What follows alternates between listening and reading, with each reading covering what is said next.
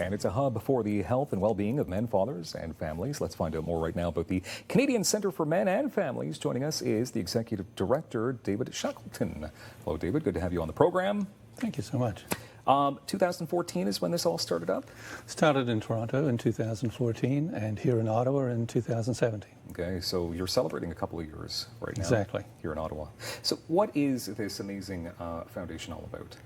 Well, it's a charity that provides free services for men and their families.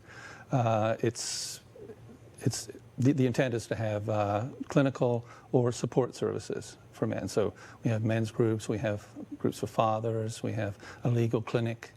We're starting some new services very soon that are specific to men. So men coming out of domestic abuse relationships. There's nothing else in the city for that. Really? Yeah. Because you don't usually hear sometimes about men coming out of domestic abuse situations. You don't, and yet men can be victims of abuse as well. So there's definitely a need for support for men in Ottawa. This was lacking, and this is why you decided to open up a branch here in Ottawa. Yes, it's because men are underserved in terms of clinical and support services for men.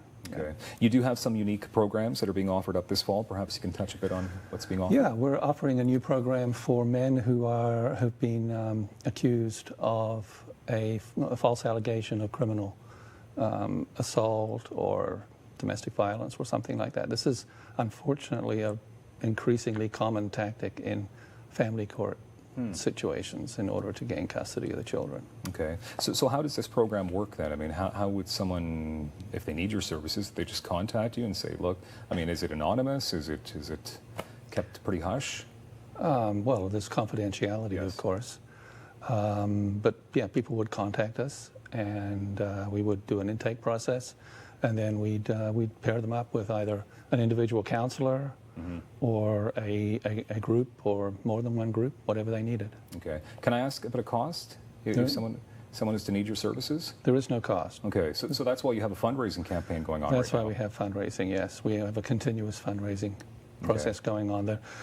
Most of our money comes from private donations.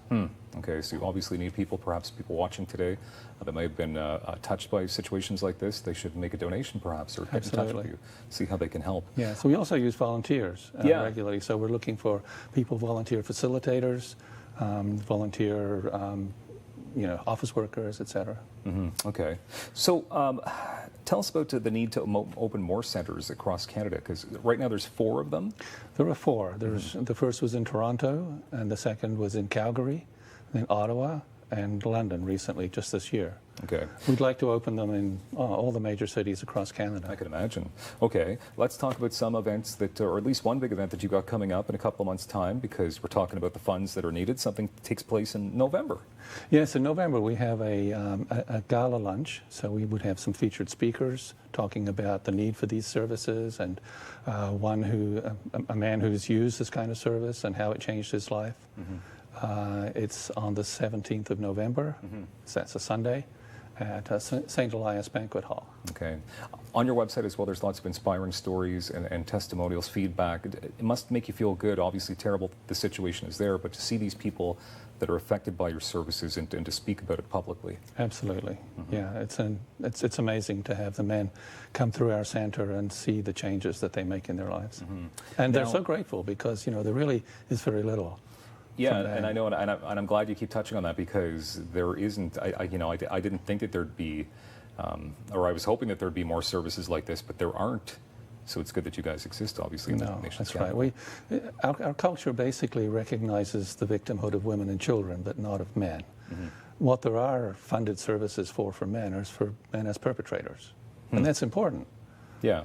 But men are not only perpetrators. There's other situations that need to be taken care of. Yeah. Just quickly, not only cash donations and volunteers, but people can even donate office items, perhaps. Yeah, well, that's true. Depending on the situation. On the need. Yeah, we'd love to come and talk to us. Okay. All right. menandfamilies.org/Ottawa is the best way to get in contact with you. And when do these programs start for the fall?